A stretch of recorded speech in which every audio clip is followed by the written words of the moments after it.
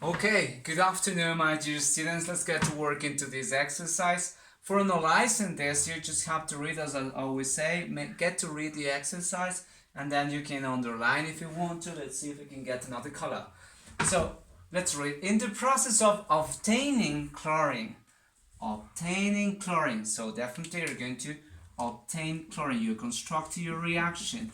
Some tablets of magnesium peroxide are dropped. So magnesium peroxide is going to react with, are dropped into liquid hydrochloric acid, right?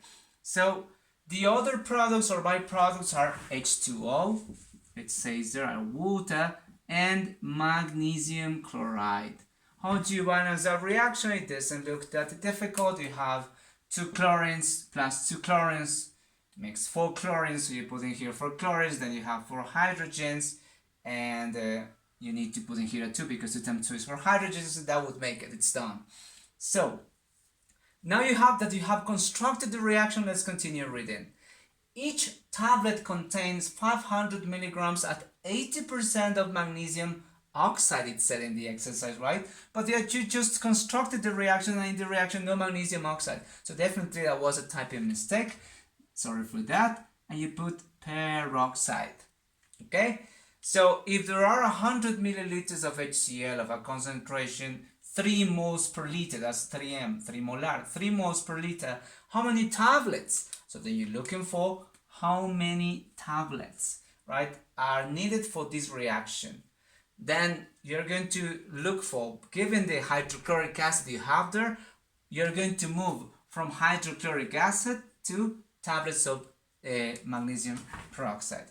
Okay, I'm going to draw the tablet in here. You have the tablet. The tablet is 500 milligrams, one tablet of magnesium peroxide. But it says it is at 80%. So whenever you get, or you buy, you go to get some medicines at the pharmacy, so sometimes they are cheap because they are not pure. They're not 100% the medicine it says there. So that's why the real medicines are really expensive, because of the good concentration. In this case, so the tablet says that 80% is real magnesium peroxide, and obviously the 20% is going to be some sort of impurity, right? Impurities. But the 80% is that. So the 80% is the one you're looking for. Then let's transform that. Let's get to work that. Then 500 milligrams, okay, is the tablet, okay, of magnesium peroxide. That's what it says in the label of the tablet you buy in the pharmacy. But I know that the 100% of a tablet, right? Also, I know that the 100% of a tablet of magnesium peroxide says it is 80% of it is real magnesium peroxide. Okay, you can transform that. You do that calculation and stuff. So the 100% is the 500 milligrams. That's 100%. But what would be the 80%? We'll do the calculation, and the 80% is going to be, if you do the 500 times 8, this is like multiplying 500 times 0.8. It's going to be 400 milligrams of real magnesium peroxide, or 0.4 grams of magnesium peroxide. I am doing that because I wanted to in grams, because the periodic table gives me the masses in grams and stuff. Once you do that, I am moving to that point. From where? From hydrochloric acid. Which hydrochloric acid? The 100 milliliters they gave me. So you put that there. 100 milliliters of hydrochloric acid. I transform it to liters because the concentration is giving a moles per liter.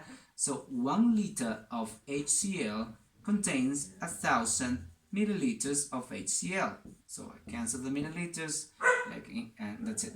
Percentage with percentage, and gives you that's it. And here also 1 liter of HCl has 3 moles of HCl. I just moved from milliliters to liters, and from liters to moles. And then also my reaction says that 4 moles of HCl react with 1 mole of magnesium peroxide. And also I know that 1 mole of magnesium peroxide is going to be transformed, or the mass for it, if you add the mass for magnesium with the 16 times 2, it's going to be 56 grams of MgO2, right? 56 grams. And then you're going to have an answer. You multiply that, you put that in moles to grams. So 100 times 3 times 56 divided 2, open parentheses in your calculator, 1000 times 4 in close parentheses, and then you're going to obtain specifically 4.2 grams of MgO2, which is what you need. That's the mass you need in the tablets. Now let's transform that value to tablets. So 4.2 grams of MgO2. I know that one tablet, according to the data, one tablet of MgO2 contains specifically, or what's the real mass of MgO2? I put it there, 0.4 grams. 0.4 grams of MgO2. Then you put equals. Once you do that, and you divide that, it's going to be specifically 10.5 tablets of MgO2, right? Remember that, just pay attention to that part. This is a specific value. If you put 0.5, you're committing a mistake, because that's not the total real amount of magnesium peroxide. Okay, my dears, that was it. So I hope you like this video and stuff like that. So thanks.